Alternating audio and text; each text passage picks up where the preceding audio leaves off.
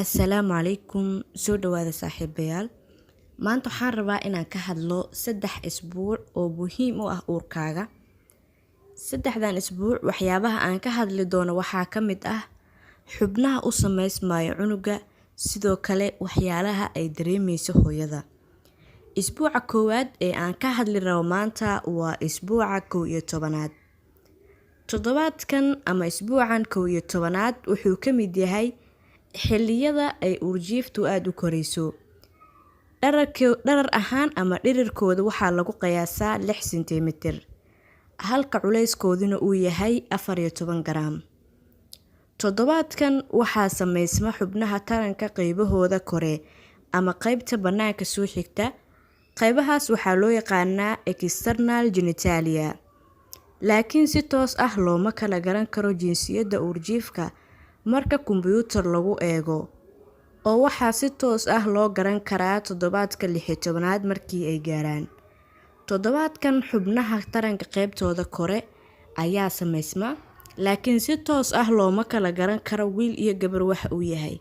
Waxaa si toos ah loo kala garan karaa isbuuca 16aad markii uu gaaro.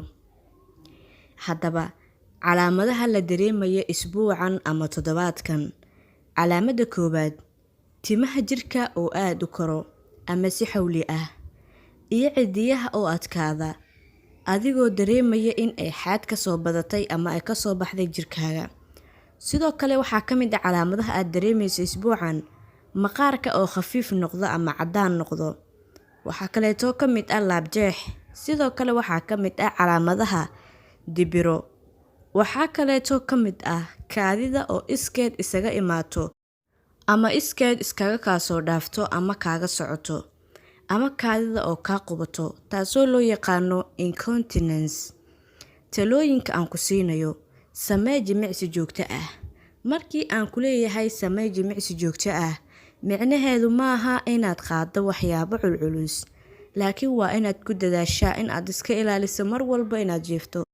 Sidoo kale isbuucan waxaa jiri kara stress ama madax xanuun zaa'id ah. Haddaba stress haddii aad isku aragto, walwal ha isgelin oo iska yarey. Sidoo kale madax xanuunka haddii aad daawo u qaadan karto iyo haddii kale, la tasha dhakhtarkaaga oo daawaha iska qaadanin.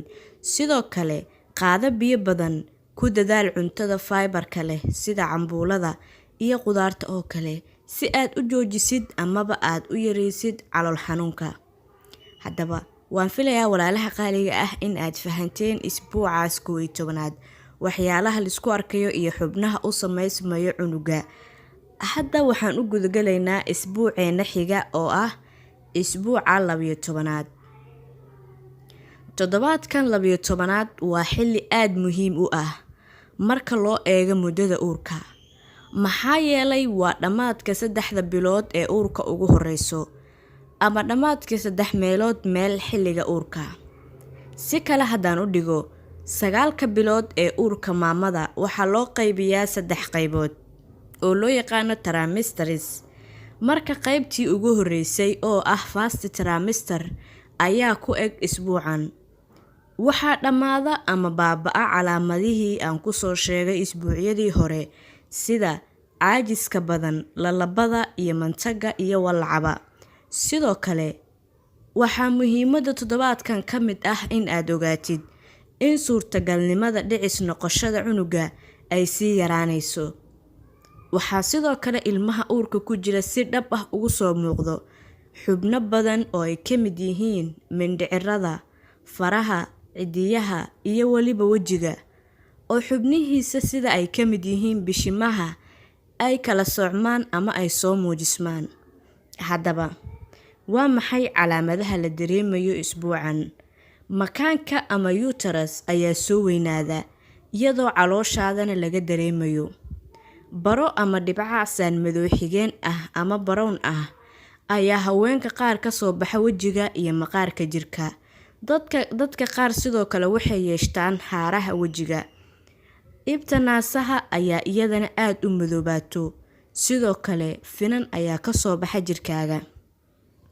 Haddaba, talooyinka aan ku siinayo isbuucan: si aad isaga baabi'iso baraha ama dhibcaha wejiga kaaga soo baxa, qaado vitamin A laakiin ha iska badinin oo ha ka qaadanin wax badan.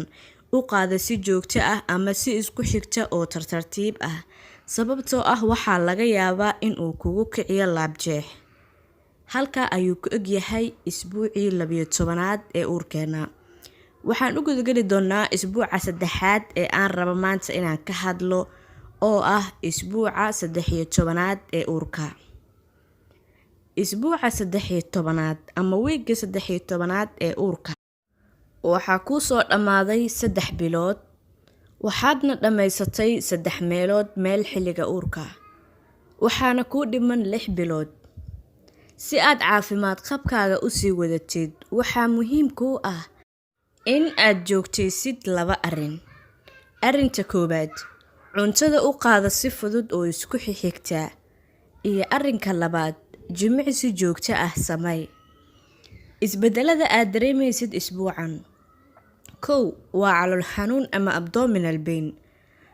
Toddobaadkan markii la soo gaaro, makaanka ama uteruska wuu kala baxaa oo waa u weynaadaa.